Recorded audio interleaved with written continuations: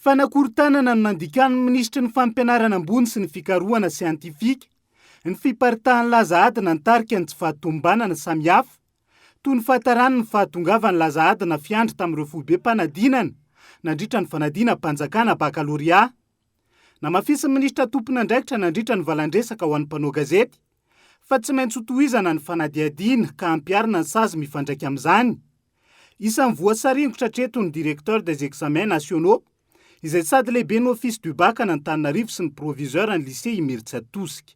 Ny olona ray angambany zao no afaka tononoko, dia ny olona tany Imerintsiatosika izay izy proviseur ny lycée Imerintsiatosika, ary izy koa nefany no lehibe ny centre adjoint ny examen amin'izany toerana zany.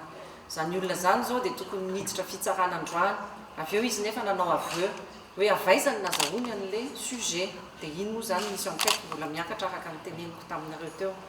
Afaka manonona koa anarana olona ohatra izay au niveau an'ny ministère zany andraisana fepetra zao dia zao, dia tsy izy ohatra fa ny directeur ny examen nationaux izay izy ny lehibe ny office ny bac eto Antananarivo, satria rehefa tenenina sy jerena akaiky ny raha dia misy zany avy aminy etsika sy fietsika tsy nahafahana natotosa amin'ny antsakany sy andavany ny baccalauréat.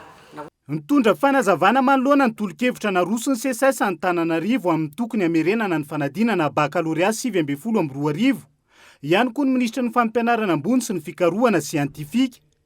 Namafisy ny fifanandraisana fepetra toy ny fampiasana ny laza adina fiandry ny fiparitahan'ny laza adina, toy ny tosatra amin'ny farany arak'izany ny baccalauréat, na dia teo aza ny tsy fahatombanana samihafa. Ny baccalauréat 2019 hatreto dia nandeha. Ny baccalauréat série, baccalauréat général, épreuve raisy izy, izay ataoko fa efa manomboka amin'izao fotoana zao, dia ny histo-géo ao Tamatavy. Satria tao anatin'ny fifanjeboana nisy mpianatra naratra, nisy mpianatra torana, dia voaterina tsahatra amin'ny baccalauréat ary naverina ho amin'ny androany. Tsy deuxième session zany no atao fa fanakisanana ny épreuve.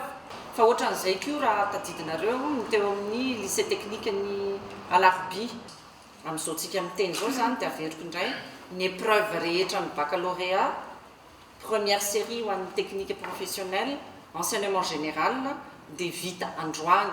Amin'ny herinandro ambony baccalauréat deuxième série, zany hoe formation technique et professionnelle.